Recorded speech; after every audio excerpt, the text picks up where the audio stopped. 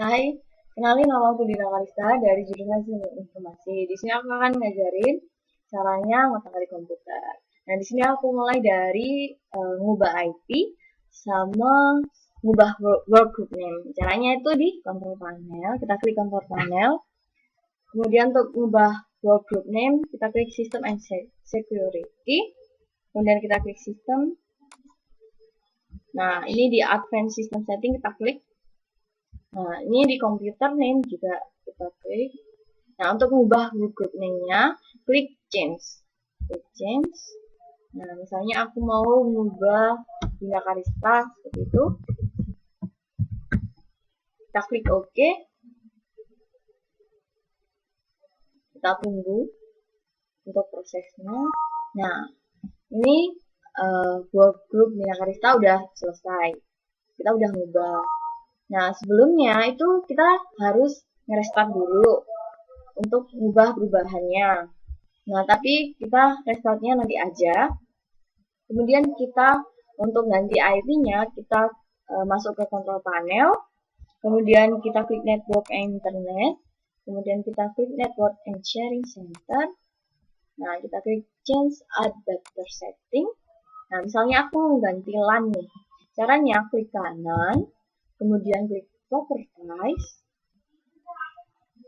Kita ganti internet protokolnya yang versi 4. Kita klik properties. Nah, misalnya aku ganti 10.126 1136 seperti ini. Kita klik OK. Nah, itu tadi cara mengubah IP sama cara mengubah workgroup name. Ya, kali ini kita akan melakukan ping is.its.ac.id untuk mengetahui kecepatannya. Caranya tinggal klik Windows dan R, kemudian kita ketik cmd, yaitu kita klik OK, kemudian kita tinggal ketikkan ping.is.its.ac.id. Nah, ini kelihatan kecepatannya. Nah, untuk bisa melakukan ping terus-terusan tanpa perhentian, kita tinggal ketikkan ping.is.its.ac.id maintain. Ya, ini akan melakukan ping secara terus-menerus tanpa harus kita berhentikan. Nah, caranya memberhentikan cuman tinggal klik Ctrl plus J. Nah, ini udah selesai. Dan untuk mengirimkan paket data sebesar 1 KB itu tinggal ketikkan ping.is.its.ac.id main L, kemudian ketikkan 1000, karena itu 1000 byte berarti 1 KB berarti 1000 byte. Nah, ini udah selesai. Ya, itulah tadi caranya ngeping dan sebagainya. Nah, kali ini aku akan ngajarin caranya untuk nge-share printer. Caranya, kita buka control panel, kemudian kita pilih device and printer, kita klik. Nah, misalnya aku mau nge-share ini ya, Canon IP 1800, kita klik printer properties. Nah, di tab sharing kita klik. Kemudian, nah ini kita centang share this printer. Nah, itu tandanya kita udah nge-share printer kita. Klik OK. Ya, kali ini aku akan tutorialin caranya share folder. Nah, misalnya aku mau buat folder baru dulu. Misalnya aku namain nrp ku. Kemudian di folder ini aku klik kanan, kita pilih properties. Di tab sharing ini, kita klik advanced sharing, kemudian kita centang share this folder supaya bisa kita nge-share ke virtual machine-nya. Oke, setelah itu kita buka VirtualBox. Kita buka VirtualBox-nya. Nah, di sini kita klik setting, kemudian di share folder ini. Ini tadi. Nah, kemudian di share folder ini kita bisa nambahin foldernya tadi. Kita cari foldernya. Tadi kan di D. Kita cari di D. Oke, kemudian kita klik foldernya. Kita klik OK. Nah, kita centang auto mount. Kemudian klik OK. Kemudian kita klik OK. Nah, kita jalankan virtual machine-nya.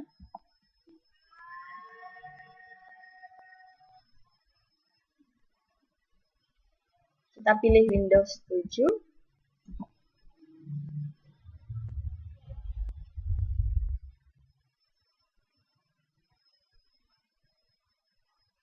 Ini masih nunggu dulu. Kita nunggu sampai Windows 7-nya mereboot.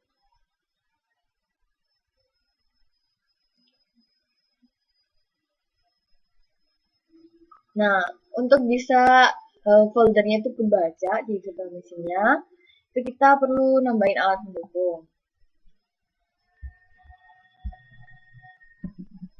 Kita masuk dulu. Salah password, maaf.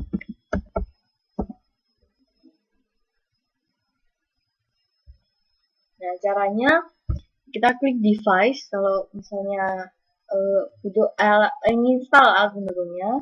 Ini kita klik insert grades addition to the image. Nah, kemudian untuk yang belum ini berhubung ke virtual machine itu udah terinstall, jadi bisa kita lihat langsung di maaf. Nah, di sini. Nah, kita klik install or run program from your media.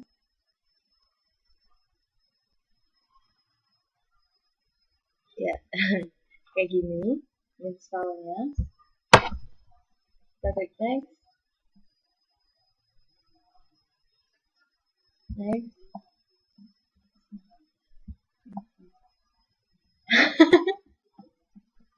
Nah, ini kita klik install. Nah, kita tunggu sampai installnya selesai.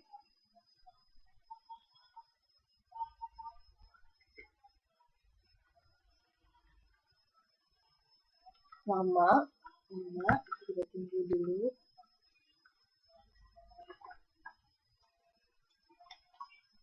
Oke, kita reboot.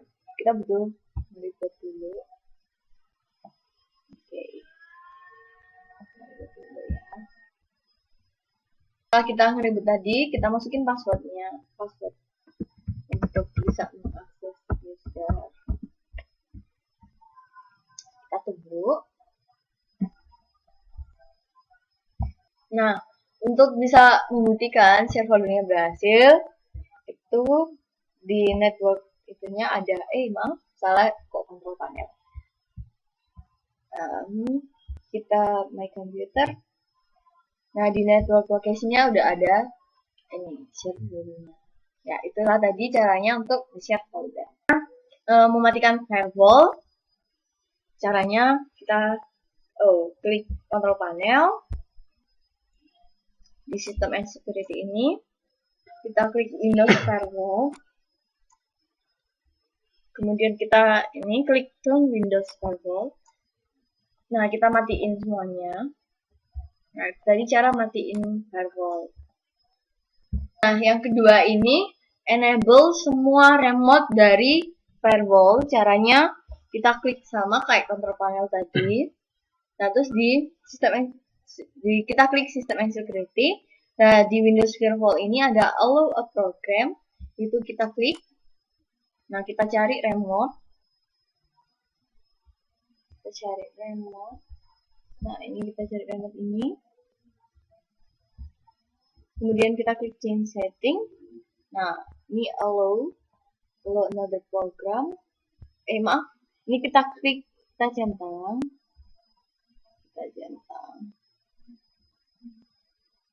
Kita centang untuk bisa kita centang semuanya.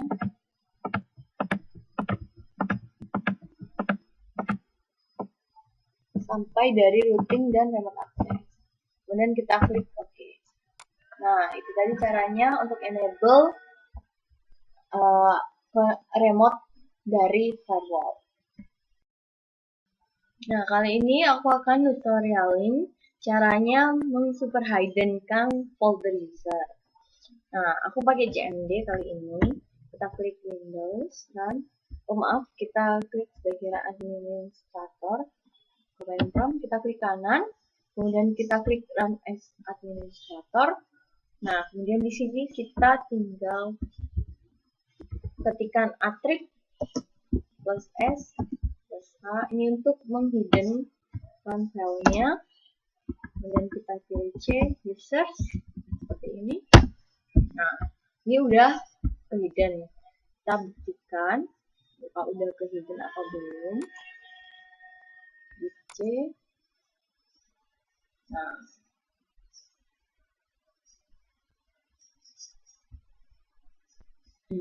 ini kita organize, kita folder answers option, kemudian kita klik view. Coba kita don't show hidden. Oke, kita oke.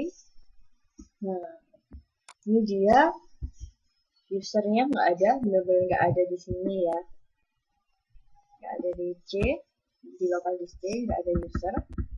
Oke.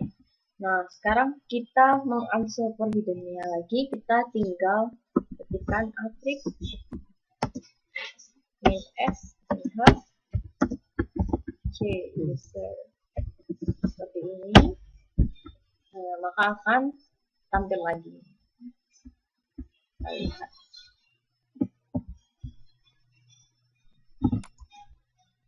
Kita lihat. Nah, ini usernya udah ada lagi.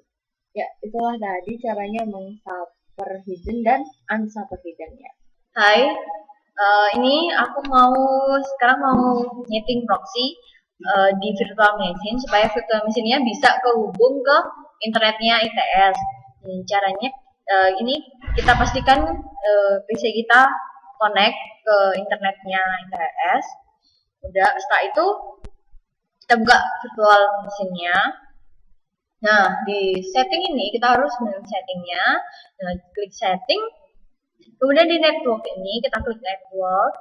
Nah, di attach to-nya kita pilih bridge adapter. Kemudian di advance-nya kita juga klik. Kita pilih allow all.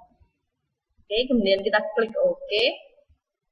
Kemudian di file ini kita harus men-setting proxy-nya. Caranya ketik file, preference. Nah, di proxy ini kita klik.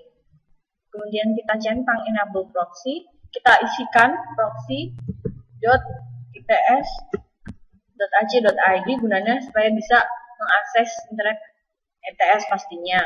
Kemudian dengan port 8080, klik OK. Kemudian jalankan virtual machine-nya. Jalankan virtual machine-nya.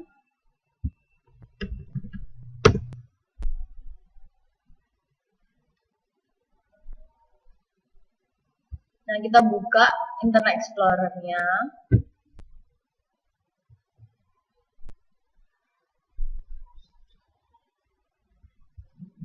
Ya, kemudian kita, nah ini udah langsung masuk ya.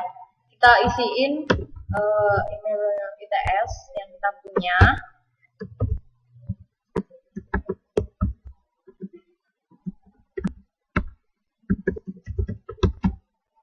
Kita klik OK. Kemudian misalnya aku mau buka IM dan misalnya aku buka Google gitu ya. Kita tinggal klik google.com seperti ini.